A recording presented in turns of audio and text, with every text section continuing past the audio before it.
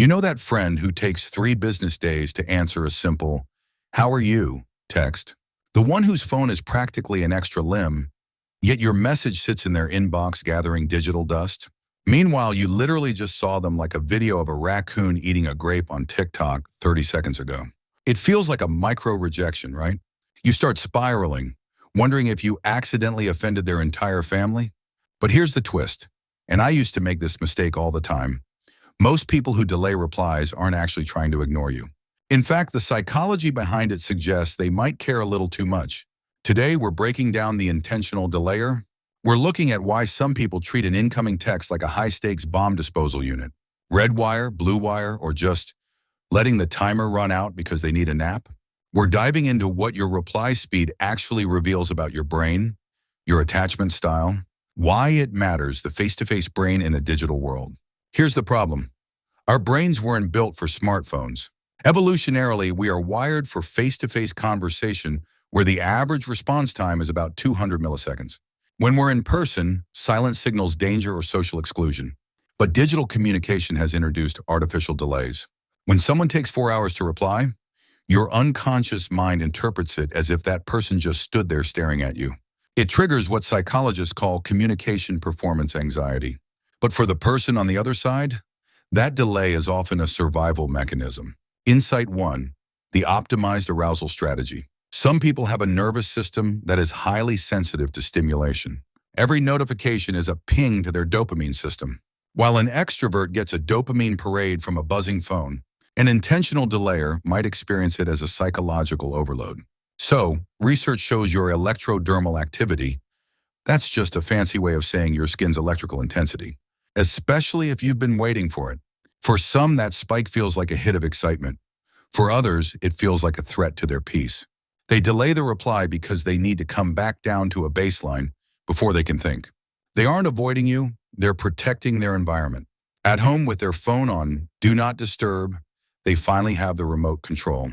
Insight 2, attachment styles in digital time. It turns out your reply speed is actually a giant neon window into how you were loved as a kid. Basically, our early relationships build these unconscious operating systems in our heads. First, you've got the avoidant attachment style, about 15% of us. For these folks, an immediate reply can feel like losing their air or their freedom. They use delayed responses like a shield to maintain emotional distance. Then you've got the complete opposite, anxious attachment. And yeah, I'm looking at you, instant repliers. For them, a quick reply is like a psychological safety blanket. But here is where it gets really human and honestly, a little exhausting. The strategic delay. I'd see a text I really liked, and I'd literally set a timer for 20 minutes before replying. Research shows that in the early stages of dating, 98% of women and 87% of men acknowledge that their response times are basically a performance.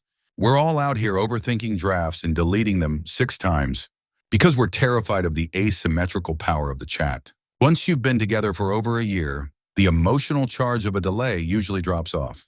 You stop wondering if they're leaving you and start assuming they're just busy or maybe just really focused on a burrito. The dark side when silence becomes a wall. First off, we have to talk about ghosting. When you're the one left on read, you get stuck in this weird emotional limbo. Oh, and here's the thing that'll really mess with you. The read receipt paradox. You see those double blue ticks or that read receipt at the bottom of the bubble, and then nothing. Your brain immediately starts checking if your Wi-Fi is broken. It's what psychologists call a minimal signal of ostracism. It's using silence as a weapon to manage someone else's emotions. Studies show that social exclusion, including being left on red, actually triggers the same regions of the brain as physical pain. When we can't see the other person's face to read their vibe, we default to the worst-case scenario.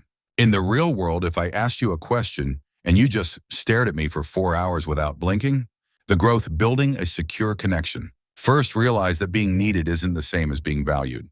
If you're a delayer, communicate your style. Turn off read receipts. If knowledge creates anxiety, choose privacy. Mindful response. Pause before you hit send. If you're a recipient, challenge negative attributions. Focus on quality over speed. Outro, the poetry of presence. We've kind of forgotten that silence doesn't always mean a relationship is dead. Sometimes silence is just where clarity lives. The quietest rooms often hold the loudest truths. Choosing to be present instead of just performing for your phone isn't antisocial. So the next time your phone buzzes and you feel that familiar tightness in your chest, you're allowed to take a breath. You're even allowed to let them wait. Because at the end of the day, the people who actually matter, they aren't looking for a human doing. They're looking for a human being. If this hit a little too close to home, do me a favor and hit that subscribe button. Are you team instant reply, or are you more of a see you in 48 hours kind of person? I'll see you in the next one.